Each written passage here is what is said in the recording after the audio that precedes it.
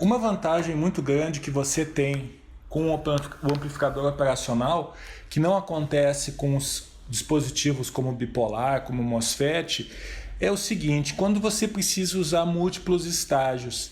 Na prática, dificilmente você vai só com um amplificador com transistor, só um transistor, você vai conseguir fazer tudo o que você precisa em termos de ganho.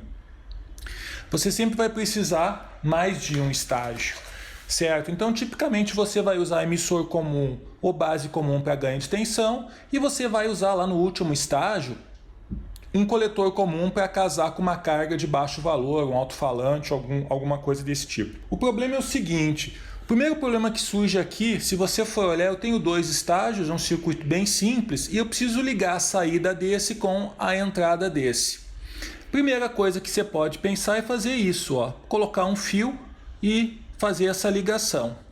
Então, o que vai acontecer? Esses dois amplificadores, eles são emissor comum, cujo ganho é aproximadamente RC por RE. Esse resistor dividido por esse resistor dividido por esse. De tal maneira que você pode fazer o cálculo, o ganho total. Aí acontecem dois problemas aqui. O primeiro problema é o seguinte: geralmente você coloca essa tensão aqui meio de VCC. E geralmente você coloca essa tensão aqui 1/10 de VCC. Mais ou menos valores aproximados para que o negócio amplifique. Ou seja, 0,5 mais 0,1, daqui até aqui você tem 0,6 de VCC. Ou seja, olha, pensa comigo, você tem do ground até a base 60% do VCC na entrada do segundo estágio. O que isso significa? Vamos colocar um valor aqui, 10 volts. Isso significa que eu tenho aqui 6 volts. Você vai dizer qual que é o problema? O problema é o seguinte: quando você for para o segundo estágio, e eu estou só desenhando dois estágios, imagina se for em 5, 6, vai ser muito pior. Você vai estar aqui 6 menos 0,7, mais ou menos, aí vamos colocar 5 volts.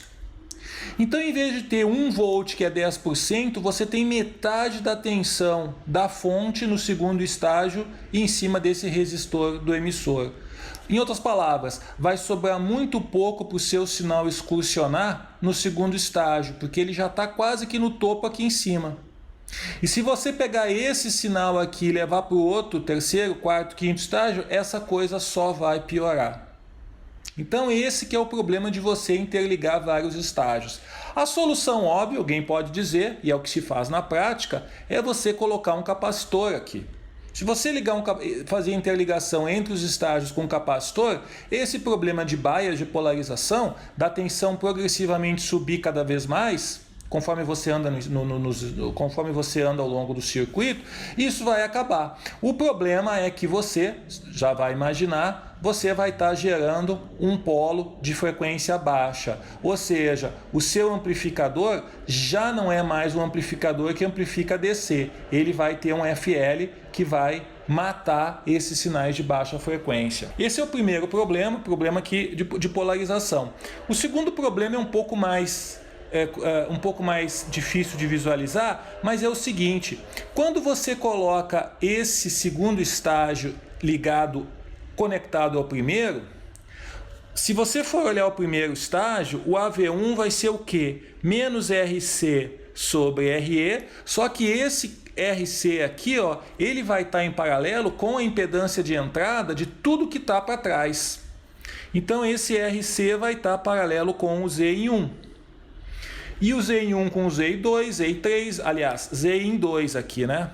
Ele vai estar paralelo com o Z em 2.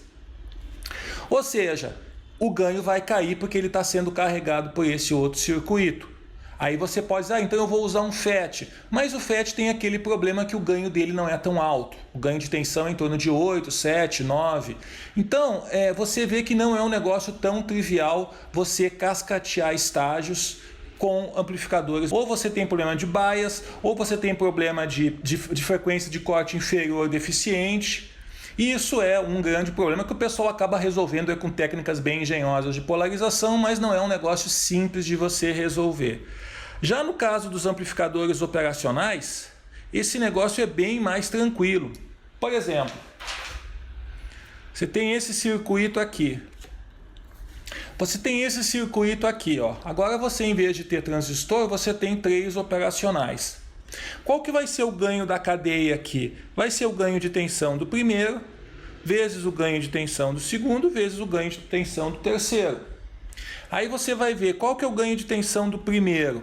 Esse primeiro eu estou entrando com sinal no mais, e a realimentação aqui é negativa, logo ele é um circuito não inversor, cujo ganho é 1 mais o que está na realimentação sobre o que está na entrada. Isso vai dar, o primeiro estágio, um ganho de 110,3. O segundo e o terceiro estágio são iguais. Então, o segundo e o terceiro estágio são iguais. Qual que vai ser o ganho? Entra no menos e o mais está aterrado, ou seja, ele é um inversor cujo ganho é menos 470 por 33 e isso dá menos 14,2. Então, quando você voltar aqui e fizer o ganho da cadeia total, qual que vai ser o ganho total? 110,3 vezes menos 14,2 ao quadrado, isso vai dar 22,2 mil. Ganho de tensão, de entrada para a saída. E você pode escrever que o VO vai ser o ganho total, vezes 80 microvolts, e isso vai dar 1,78 volts. Então você viu como é bem mais simples. Eu simplesmente faço o produto dos ganhos aqui da cascata. Qual que é a diferença desse negócio para esse? Eu não preciso me preocupar com polarização. Eu alimento aqui os meus operacionais e acabou essa conversa. Eu não preciso me preocupar com polarização. Não preciso me preocupar com colocar um capacitor no meio, porque a polarização do circuito eu faço externamente aqui, ó. Certo? Isso não é problema meu, problema de quem fez o circuito lá internamente. Não preciso colocar capacitor. Se eu colocar capacitor, eu vou ter uma frequência de corte. Eu não preciso. O que mais eu tenho de vantagem aqui? Como a impedância de entrada é infinita e a impedância de saída é zero, esses caras eles não sentem os outros que estão pendurados. Esse primeiro olha para cá e não enxerga nada, porque a impedância é infinita. Esse terceiro olha para cá e também não enxerga nada, porque esse cara aqui tem uma condição de suprir corrente bem grande, porque a impedância de saída é bem baixa. Ou seja, mesmo que eu coloque aqui uma carga com valor relativamente baixo, o ganho vai ser dessa ordem, porque a impedância de saída dele, como nós vimos, é em torno de 100, 90, 70 ohms. Então essa que é a vantagem de você usar, outra vantagem de você usar o operacional, você distribuir o ganho. Alguém vai dizer, mas se o ganho é só esse resistor por esse, por que eu não fiz um só estágio com esse ganho de 22 mil?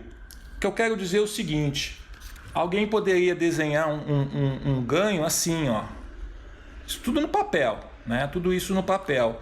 Eu poderia colocar aqui 22 mil de ganho, sei lá, 22K e um ohm aqui, certo? Uma coisa mais ou menos assim.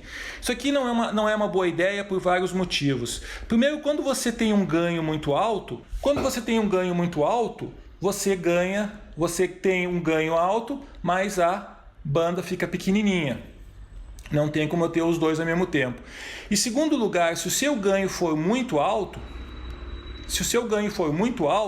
você vai ter a tendência desse negócio a apresentar instabilidade, que no termo de eletrônica significa ele oscilar. Ou seja, você vai ter sem sinal de entrada aqui, você vai ter uma senoide apitando aqui na saída.